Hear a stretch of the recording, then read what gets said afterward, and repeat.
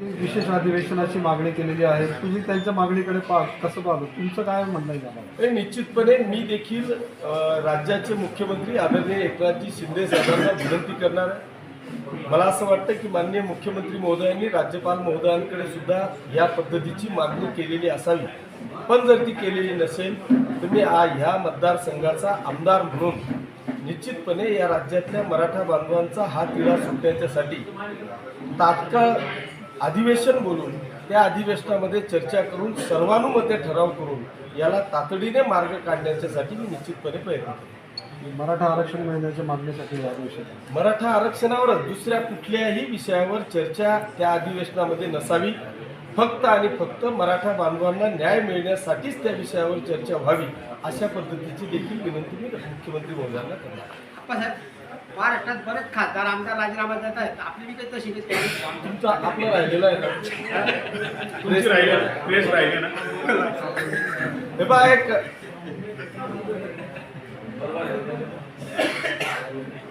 निश्चितपणे महाराष्ट्रामध्ये 2-3 खासदार आणि 2-3 आमदार महोदयांनी राजीनामा दिल्याच्या बातम्या मी देखील ऐकल्या.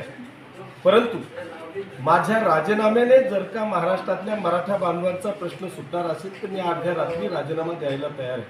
पण मला असं वाटतं की आपण पदाचा राजीनामा देऊन लढू शकत नाही.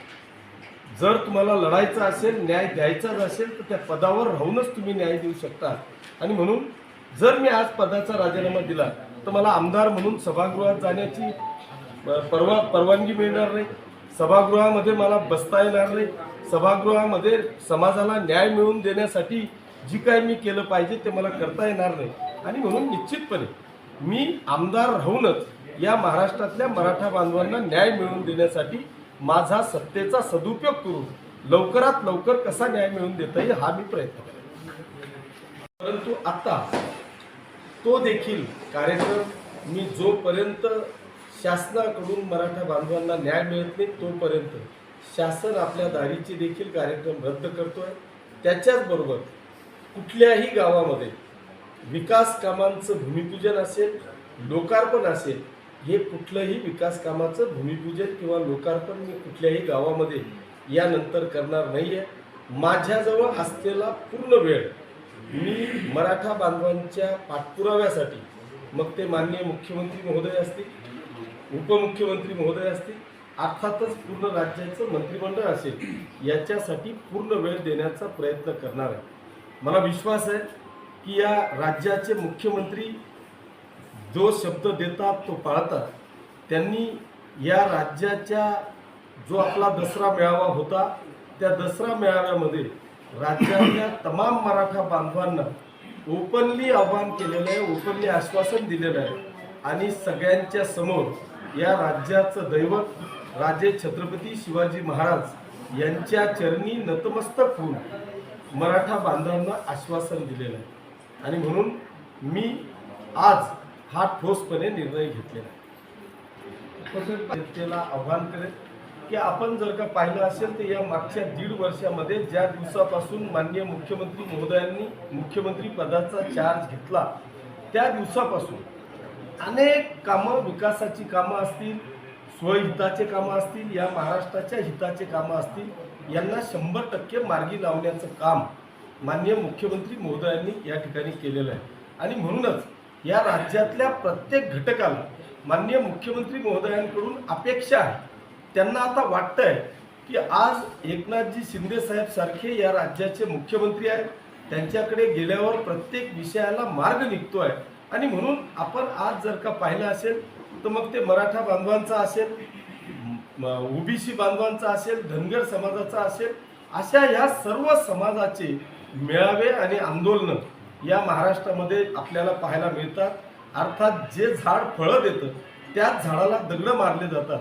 आणि म्हणून मला या सगळ्यांचं स्वागत करत असताना, त्यांचं अभिनंदन करत असताना मी माननीय मुख्यमंत्री एकनाथजी शिंदे साहेब आणि दोघेही उपमुख्यमंत्री महोदयांचं अभिनंदन करेन आणि अपेक्षा व्यक्त करेन की आज खऱ्या अर्थाने या महाराष्ट्रातल्या मराठा बांधवांना जर कोण न्याय देणार असेल तर हे माननीय एकनाथजी शिंदे साहेबच देतील याचा मला आणि महाराष्ट्रातल्या तमाम जनतेला विश्वास आहे. आणि म्हणूनच हे आंदोलन अशा पद्धतीने चाललेले आहे. परंतु मी या निमित्तानं ही विनंती करेन की आपण खऱ्या अर्थाने जरांगे पाटील साहेबांनी या राज्यातल्या मराठा बांधवांना न्याय मिळवून देण्यासाठी अतिशय शांततेच्या पद्धतीने एक सुंदर अशा आंदोलनाला सुरुवात केलेली आहे. त्या आंदोलनाला यश येईल अशा पद्धतीचा आता वेळ आलेली आहे आणि म्हणून त्या यश येताना कुठेतरी अडथळा निर्माण होऊ नये अशा ह्या कृत्याने जनतेचं, महाराष्ट्राचं, शासनाचं आणि आपलं कोणाचंही नुकसान होऊ नये याची काळजी घेऊन, कारण मला असं वाटतं की आज जगाने ज्याची नोंद घेतली होती असे जवळपास 100-125 म्हणजे वाटतं 57 असे काहीतरी आंदोलन, मेळावे, मोर्चे या राज्यातल्या मराठा बांधवांचे निघाले होते. याची जगाने नोंद घेतली की एवढ्या लाखोच्या संख्येने मोर्चे होत असताना कुठेही गालबोट लागली नाही. याचा आदर्श हा मराठा बांधवांचा आहे आणि म्हणून त्याचं एक आपल्या डोळ्यासमोर ठेवून कुठेही गालबोट लागणार नाही याची काळजी मला असं वाटतं की मराठा बांधवांनी आणि मराठा प्रेमींनी घ्यावी अशी मी देखील विनंती करतो.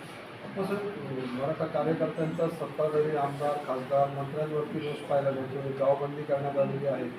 आपल्याही मतदारसंघातील बॅनर फाडल्याची माहिती समोर येते. शिवाजी निश्चितपणे हा मराठा बांधवांचा संताप आहे, उद्रेक आहे, त्यांच्या भावना आहेत.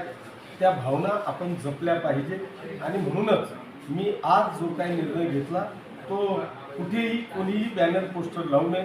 शेवटी कार्यकर्ता आहे, त्याच्या संतप्त भावना आहेत. त्या संतप्त भावनांमधून जर का त्यांनी काही असं कृत्य केलं तर निश्चितपणे आपल्याला कुठेतरी वाईट वाटतं.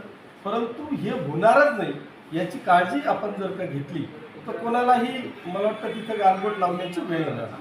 अप्पासाहेब असा एक आरोप केला जातो की सत्ताधाऱ्यांकडून मराठा आंदोलनाला बदनाम केलं जातं.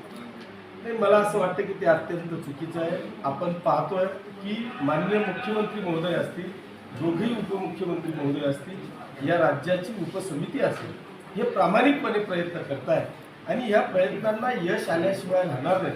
परंतु हे सगळं करण्यासाठी आता मराठा आंदोलन असेल, आरक्षण असेल, हा प्रश्न काही आत्ता निर्माण झालेला नाही. मागच्याही काळात हा प्रश्न होता, परंतु त्याला यश येऊ शकलं नाही. सुप्रीम कोर्टात ते टिकू शकलं नाही. त्याच्यामुळे याला जर का टिकणारं आरक्षण पाहिजे असेल तर मला असं वाटतं की कुठेतरी शासनाला वेळ दिला गेला पाहिजे आणि कायमस्वरूपी टिकणारं आरक्षण हे या राज्यातल्या मराठा बांधवांना मिळायला पाहिजे. या मताशी मी आणि संपूर्ण राज्यकर्ते मला असं वाटतं की मराठा बांधवांच्या पाठीशी. अनेक सत्ताधारी आमदार जे ते मुंबईकडे गेल्याचं पाहायला मिळतं. तुम्ही मात्र आपल्या मतदारसंघात होते. मी आज फक्त तुमच्याशी बोलण्यासाठी इथं होतो. आता तुमच्याशी बोलल्यानंतर मी देखील मुंबईला जाणार आहे. मी पहिलेच सांगितलं की मी उद्याचा वाढदिवस रद्द करून मुंबईला जाऊन संध्याकाळी मला वाटतं 6 वाजता आमदार आणि खासदारांची बैठक माननीय मुख्यमंत्री महोदयांनी बोलवलेली आहे. ही प्रेस घेऊन मी देखील मुंबईकडे रवाना. काय निर्णय होईल असं वाटतं या बैठकीमध्ये संदर्भात?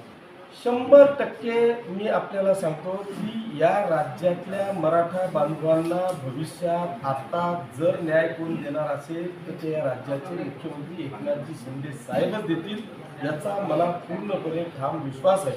परंतु माझी मराठा बांधवांना हात जोडून विनंती आहे की कुठेही गालबोट लागणार नाही, शांततेचा भंग होणार नाही, कायदा आणि सुव्यवस्था बिघडणार नाही याची काळजी घेऊन आपल्याला कायमस्वरूपी मराठा आरक्षण कसं मिळेल याची जर का आपण काळजी घेतली तर निश्चितपणे शासनाला त्याची मदत केली.